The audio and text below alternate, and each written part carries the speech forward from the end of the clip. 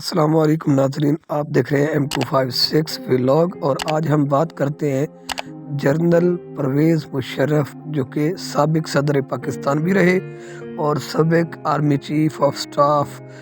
तो इनकी ज़ाती ज़िंदगी के बारे में एक मुख्तलिफ कंट्रोवर्सीज़ पाई जाती हैं, जिनमें उनके बारे में ये भी है कि वो पाकिस्तान के बहुत ही बहादुर सिपहसालार थे। इस बात में कोई शक नहीं कि हमारी आर्मी दुनिया की बेहतरीन आर्मीज़ में से है। तो बात करते हैं कि उनके ज़िंदगी में 2-3 वाक़ये ऐसे हैं जो उनकी ज़वाल का सबब बने। एक वाक़या सानिया लाल मस्जिद का, और दूसरा वाक़या मतलब उनकी ज़िंदगी में चीफ़ जस्टिस वाला हो गया। तो चीफ़ जस्टिस के बाद ये 2 वाक़यात इन्होंने जनरल परवेज़ मुशर्रफ को अरूज से लेकर ज़वाल तक पहुंचा दिया। तो बात करते हैं कि उस वक्त एक कमीशन की रिपोर्ट शाये हुई थी उसके बारे में, कि एक ऐड था, वो मैं आपके साथ शेयर भी करूंगा, कि मुजरिम थे तो मुकदमात झूठे क्यों साबित हुए, लाल मस्जिद कमीशन में बयानात। चले जी, तो यहाँ तक बात काफ़ी है।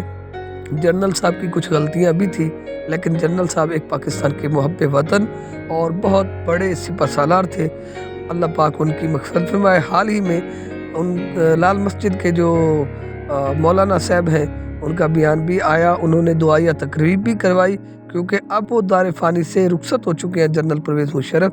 तो इसलिए उनके बारे में उन्हें माफ़ भी कर दिया। वो कहते हैं मैंने तब भी माफ़ कर दिया था जब ये सानिया हुआ था, उसके आज़ाद होने के बाद, अब भी माफ़ करता हूँ उसके मरने के बाद। इंसान है, इंसान से गलतियाँ हो जाती हैं।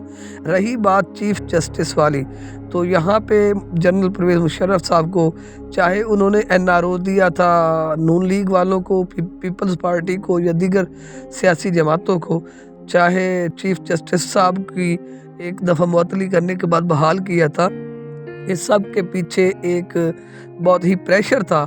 आखिर क्या वजह थी कि जनरल साहब इन तमाम प्रेशर्स के हैंडल ना कर सके और इनके आगे सरेंडर उन्हें करना पड़ा, जिसके बाद उनका आप सब ने देखा, हमने देखा, इक़्तिदार भी ख़त्म हो गया। बहरहाल अल्लाह तबारक व तआला हमारे वतन अज़ीज़ की खैर फरमाए, और ऐसे जर्नैलों को अल्लाह पाक बिल्कुल गलत फहमी की तो वो अल्लाह पाक दे भी ना।